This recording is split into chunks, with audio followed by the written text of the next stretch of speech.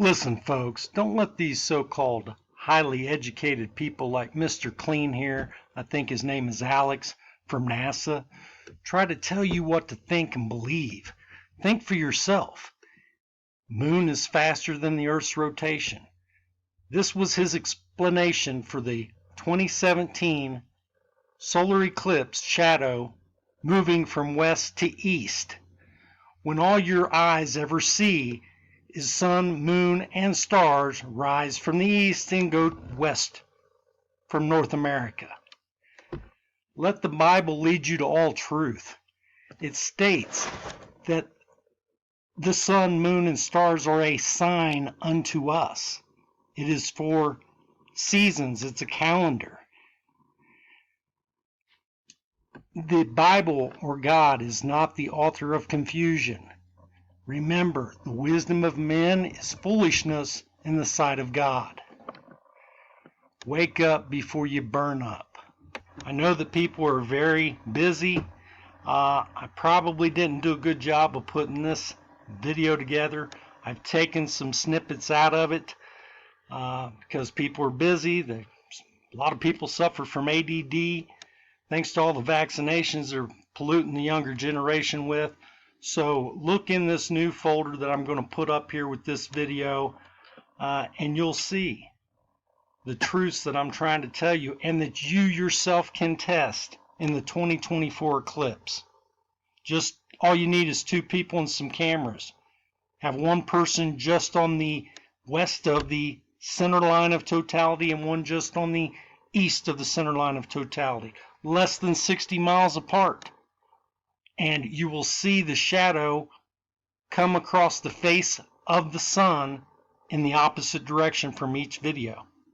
That's proof that the moon and the sun is inside the firmament, as the Bible states, and that these people are lying to you. The moon cannot be 250,000 miles away and have that happen. It's impossible.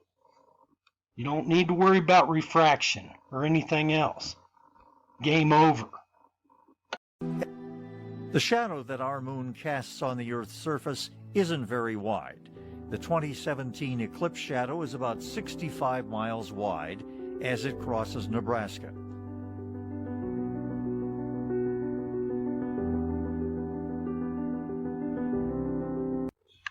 For example, this cartoon, they show the moon going west, which is the way we observe it. But when you see NASA's explainer, I guess you would say, the communication mouthpiece, Alex for NASA, he'll tell you the moon is going this direction. Okay? So it's going opposite from what we see it travel from our perspective. The cartoon shows it correct. But to explain the shadow going backwards, they tell you the moon is going this direction. But you know that's not true because it goes the same direction as the stars, from east to west, just like the sun. But you have to question what they tell you. If you don't question it, you won't see any of this. That proves they're lying. I really want you to grasp this concept, curveball. I know it'll be easy for you because you really believe you live right here. And if you live right here and you're looking up here at this moon, all you ever see this moon do from your perspective is go from the east to the west. They are telling you that this is a real image from this satellite. This is video footage, time lapse. None of these clouds move, but just pretend it's real. I know you can because you believe it is real. So this will be no problem that the clouds don't move for you. Huge problem for me. However, this is all real. Now, as it's flying past you here, notice he's got the moon going this way with the spin of the Earth. Now, the moon is faster than the Earth rotation. Now, that's what he's telling you. But yet, you see it go the other way in the sky.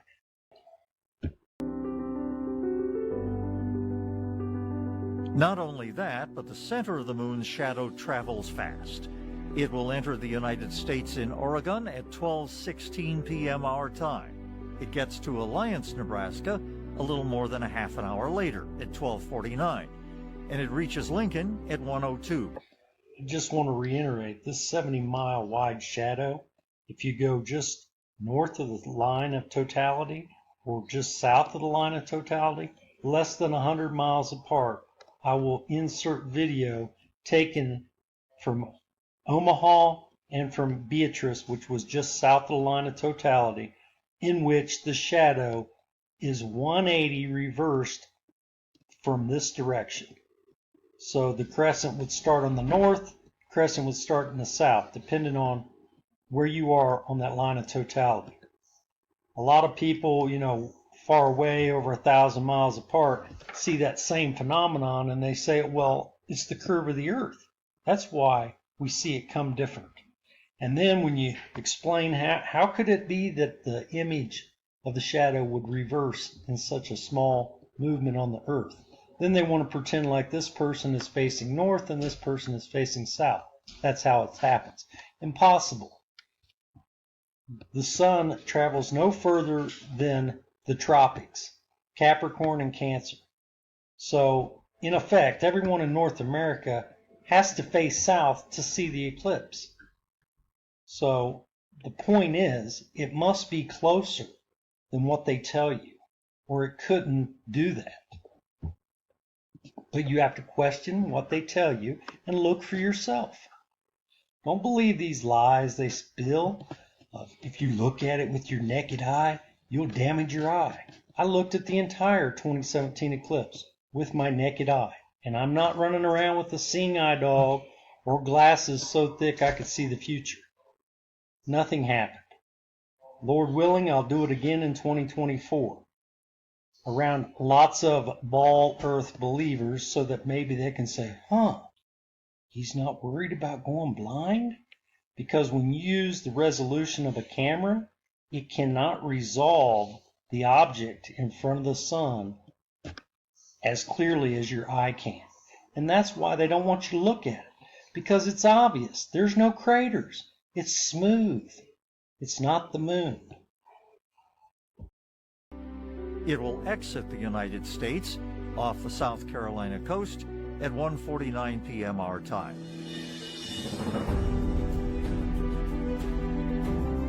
So, back to Lincoln. What will we see here? Starting at about 11:37 a.m., the moon will begin taking a bite out of the sun. The partial eclipse begins. The bite keeps getting bigger and bigger. A little past 1:02 p.m., the last of the sun disappears behind the moon. The last light of the sun, shining between two mountains or a crater rim on the moon, slowly vanishes. They will go into great detail about Bailey's beads or balls, craters, and all these things that they force feed you to try to make you believe it's the moon. We know everything that we're talking about. See, you've got this diamond ring effect. Well, if that's true, then how come when you're viewing it from here, the diamond ring effect's on this side? Viewing it from here, it's up here on the north.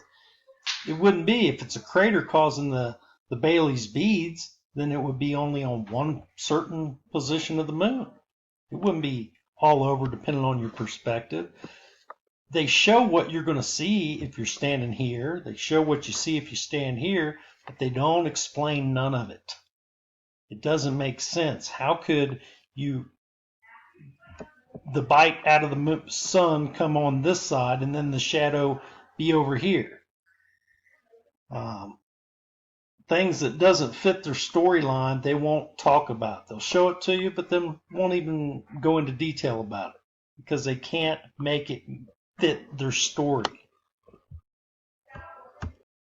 That's called the diamond ring effect. When it completely disappears, that's your signal that you can look directly at the eclipse with no protection for your eyes. This here is irrefutable proof, folks, that we've been lied to about the solar eclipse. On the right-hand side, you can see it says 4 times speed Omaha, and here In the main, it says Beatrice time lapse, 4 miles south of Crete, I believe. Look at this. It's coming from the opposite. You see that? Omaha, it's coming from the southwest. Beatrice, it's coming from the northeast.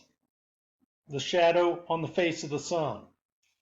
This contradicts what they tell you. They won't mention this.